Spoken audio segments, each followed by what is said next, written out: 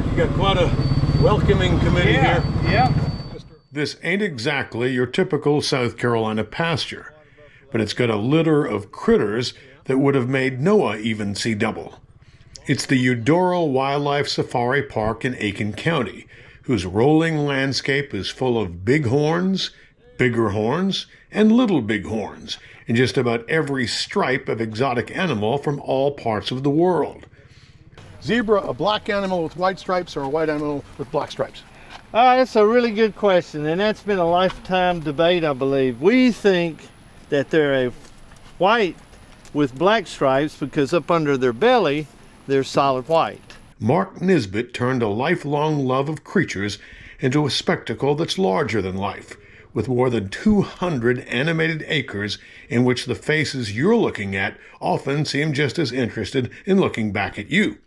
The park offers visitors both self-drive-through safaris and guided tours with animal experts who can offer any intricate detail, even on the most tongue-twisting species, so as why the Adax nascumasculatus has flat hooves, or how the Conicetus taurinus bear young during migrations. And despite all the hundreds of hulking shapes and fierce, pointy-looking appendages, everybody in here seems to get along just fine. And how many different species of animals? We probably have, I think, 12 to 15 different species. And from continents all over the world. All over. And Yes, they sir. seem to get along fairly well. Yeah. You don't have any fighting going on out here. No. They kind of understand they have enough area where they go in their area with their groups and their herds, and then they kind of work out when it's time to go to the watering holes and the hay and stuff, and they kind of have a pecking order. This leggy international lineup includes the African Watusi, the Scottish Highlander, the Asian water buffalo, the South American alpaca, the Australian emu, and the Texas longhorn. And with so many unusual birds and beasts, in some cases just the names can get your goat.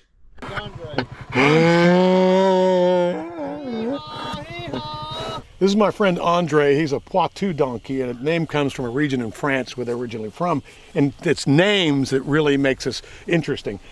This is descended from the African wild ass, and the name ass comes from Equus asinus, which is the technical name for the donkey or the ass. And he's got a hairy coat which covers his ass. He's got strong legs which kick ass, and he's very known to be affectionate, so he kisses ass.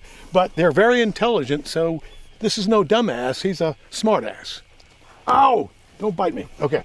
As any animal lover knows, the feature guiding most creatures is largely their appetite.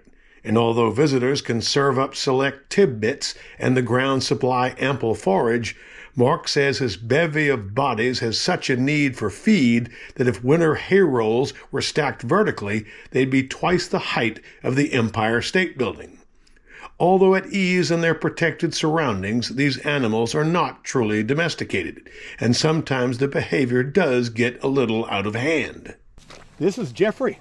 He's a Bactrian camel from northern China, and he's very docile. And what's interesting is he's got, who's that over my shoulder?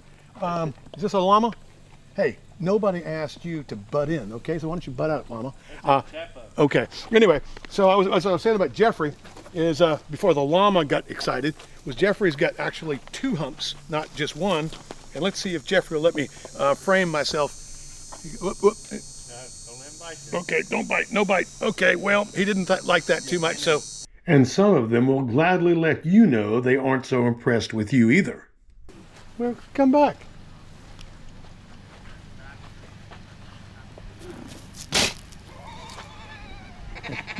Well, you won't get any rubs from me anymore. I knew that was going to be a great video. I had to do that. They don't like to be rubbed on the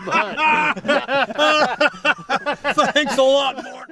But no matter what kinds of reaction or response people get from being amidst the animal kingdom's lustrous cluster, a visit to Eudora Wildlife Safari Park will be a visceral visual experience that won't soon be forgotten.